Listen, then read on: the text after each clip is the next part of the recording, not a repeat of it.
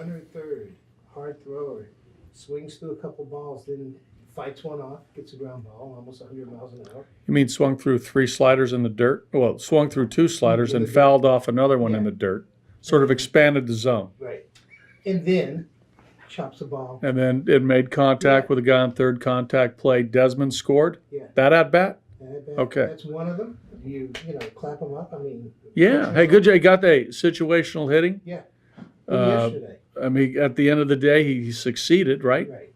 But the first 3 swings were Not you don't really like to see that. But ultimately, success rate. I mean, he hit it soft enough to knock in Desmond. Now yesterday, Yeah.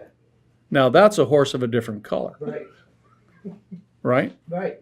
I'm wondering, are you seeing him show you that he's starting to execute under stressful situations? Well, isn't I that mean, what you got to see from him? Well, I think all these things that we talk about, right? Every day, we evaluate all our guys, pitchers, position players, and all these little things that we log on, what we need to see from all our players, right? And, whether it's defense, whether it's quality of at-bats, whether it's situational hitting type at-bats, all those things that we watch. And, with Ramil, there's a number of things that we look at to see improvement in his game. But, I like what he did yesterday at the plate. He hit the ball hard. His first at-bat, that hard line drive to short, Andrus made a nice play. And then the 2-strike double down the left field line from a hard thrower. The ball was up out over the plate, and he had a nice 2-strike approach and hit a bullet down the left field line. So those are the things that we like to see, right? I think, with all players, you like to see those results, even if it's a spring training game, because in our mind, this is competition. This is a game. The other pitcher's trying to get you out. You're trying to succeed. So, this is positive for Ramil. Is it, when you look at it and go back to this time last year, you feel like there's been a bit of there's been a little bit of marked improvement. Buddy, how have you seen Brendan Rodgers grow as a player now in his second big league? I think much more comfortable in his surroundings here in big league camp.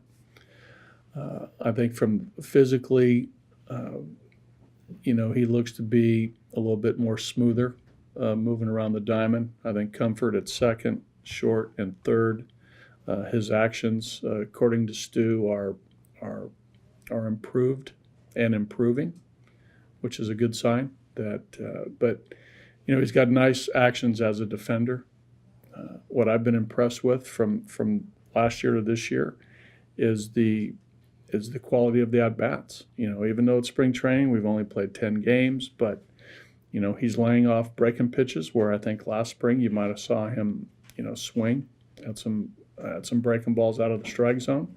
Now we're only talking, 15 to 20 at-bats here, and it's, just into early March, but it's too early to base any conclusions on anything, but the plate discipline has been better this spring than last spring, which is something that we've talked about. Do you take the wait and see approach with him, or are you gonna just to see how he kind of turns out at the end of spring before you make a decision on what his role might be with the team? Well, I think with all our guys, we're gonna, when we get down to decision making time at the end, we'll evaluate where we are as a group. So I get wait and see is maybe a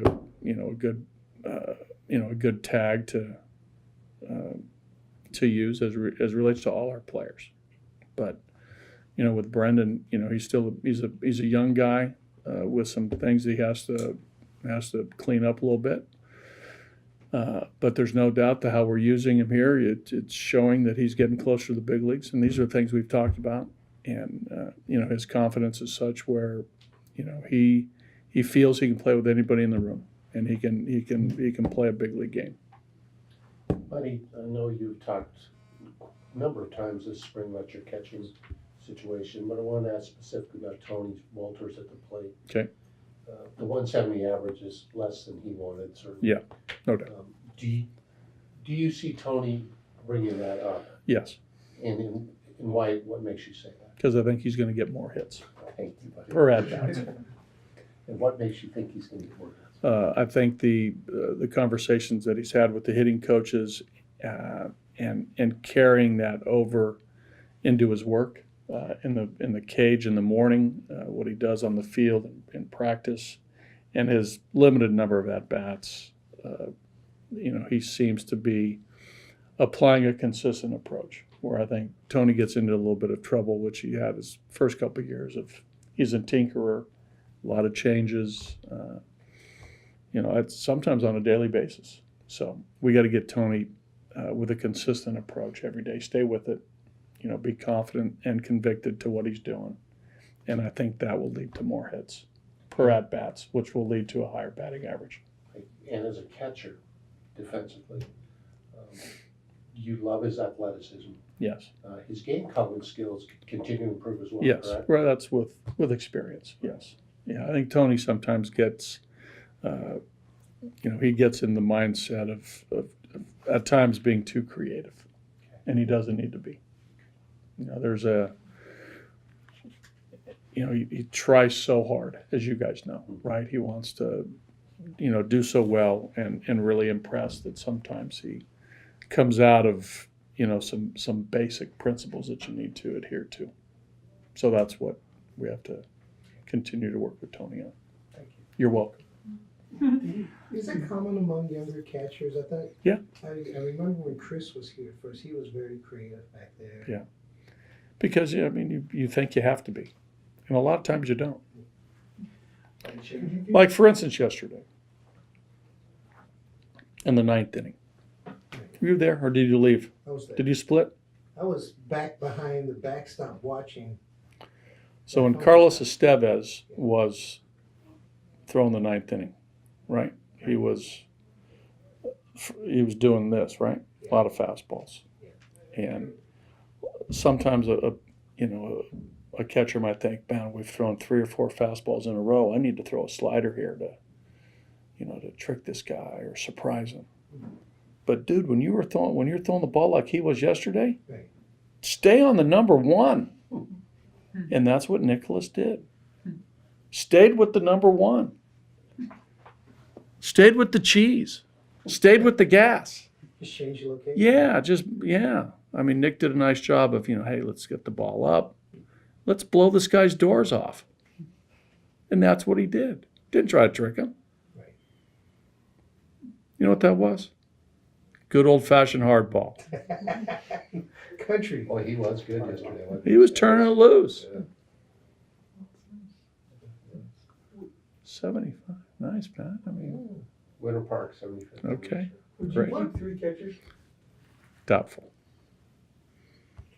I mean, there's a pretty big decision has to be made there. isn't there? There's, there was a time in the middle of summer last year where we had 3. Just based on what was going on, with our bench and with our catchers, we felt that when Murph was there, we felt as though, Murph could supply some bench strength, and even Chris supply some bench strength. And if we were going to hit for the catchers, you always, in the middle part of the game, it gave us some flexibility. And then in September, that's a different animal. But Could you see Tony going back and playing some of those other positions? yeah, we're not afraid to use Tony. I mean, you'd have to do that if you get 3. Yeah, we'd have to use him. But I think that it might not be our strongest bench if we keep 3 catchers. And I think with some of the flexibilities that a lot of our guys possess, that it's probably best that we have the traditional 2 catchers, and one will be on the bench and 3 other position players. Buddy, switching gears for a second, you guys are going to be in Monterrey, Mexico in a few days. What does Yes. it mean to represent the Rockies in MLB and international baseball? I think it's great for baseball. I think it's great for the Rockies. It'll be a good couple days down there for sure. I think that the international part of MLB is growing, right? We're obviously the last number of years playing in Australia, playing in Japan, now playing over in Europe, right, in London this year. The number of times that the MLBs went down to Mexico. This is part of what, I don't know what the future holds, but I'm thinking we're going to see more of this, and maybe someday, a team in Mexico. But we're excited about it. It's going to be half our team, right? Can't send everybody down there. It'll be a split squad of Rockies, but our group's excited. So we're looking forward to it. And I know that the people in Monterey are excited. They're gonna pull out all stops to make this an enjoyable couple days for the Diamondbacks and us, and for their fans, and for MLB. It's good stuff, man. Buddy, when will you tell us who the players are going to be making the trip? Or when will Warren and the group tell us? Tomorrow at 10:45. Thank you. I don't know. You got. Do you want to know some names? Yeah. Okay, go ahead. Name somebody. Yeah, no. No. I didn't think. Charlie. Yes. Really? Good. Trevor. No. We can do this all day. Yeah, we can do this all day. Ask me about Mundell. Mundell? Yes. Likely to go? Yes. Thank you. Ask me about Cuevas. I would imagine Noel is going. Yeah. Ask me about McMahon. McMahon doing. No. Ask me about Hampson. Is Garrett Hampson going? Yeah, to he's Monterey? going. Yeah. Ask me about Freeland. Is Kyle Freeland making the trip? No. Ask me about Tyler Anderson. Is Tyler Anderson perhaps pitching in Monterey, Mexico? Yes, he Or is. Mexico? Yeah. We can continue this all for 60 players, but we're not. Hey, buddy, never mind. Okay. Okay, you have been asked this before a zillion times, and I apologize. It's okay. It's your outfield and Yeah. moving Ian to center. Right. It seems Like a great fit. Thank you. Okay. It seems like a great fit. Yes. Yes, because he's athletic. Yes. He's a little older. I think what's the old age is in the eye of the beholder. What is it? I don't know. Yeah, is that beauty? Age is Let's just a number. switch. Age is just a number. You're as young as you feel. All those things. Yeah, I like that. I think with Ian, and I've said this to our guys Yeah. on a regular, he's running as well as he's run the last number of years. So I think physically he's fine, and he's moving well, and the range factor I think is going to be just fine. He's motivated to play center. He wants to be there. He sees himself, and I've said this to our guys, as a middle of the diamond defender. This guy grew up a shortstop. I think he sees the game from the center of the diamond. He was very unselfish when we signed him and said, "Hey, left field, first base. We'll see what happens in these 5 years that he's under contract." But the early returns, and granted, it's just been 10 days of games, and he's played just a handful. He looks good, and we think with Charlie, Ian, and David, and Tapia, and Cuevas, and Hilliard, all our guys, that we feel we got a very solid defensive outfield. So, we'll see, right? But I'm extremely confident in his ability to play a very solid center field. Buddy, we haven't seen a lot of Ian's arm because he's played so much first base. Right. But he's got a good arm. He's got a good arm. He's got a good arm. Now he's gonna have a little bit of a different stroke, right? It's gonna have to be a little different stroke, but not much. But he's got a powerful arm. I mean, all the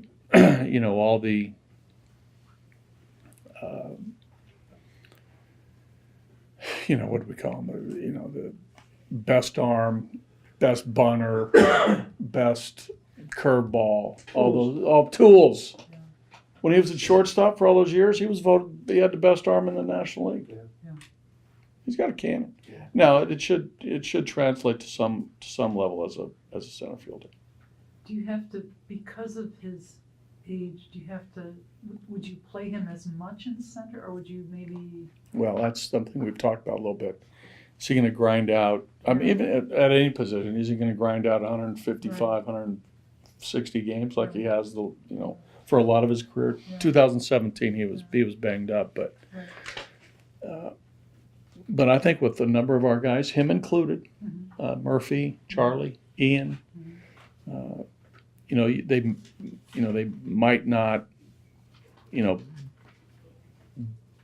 start a game, right? Nationally, it's a little different, right? Because you Right. pinch hit and double switch and all those things, but they might not get those number of starts that they've had in the past. But I still think that Charlie, Nolan, Murphy, Trevor, Ian, those guys are built to play.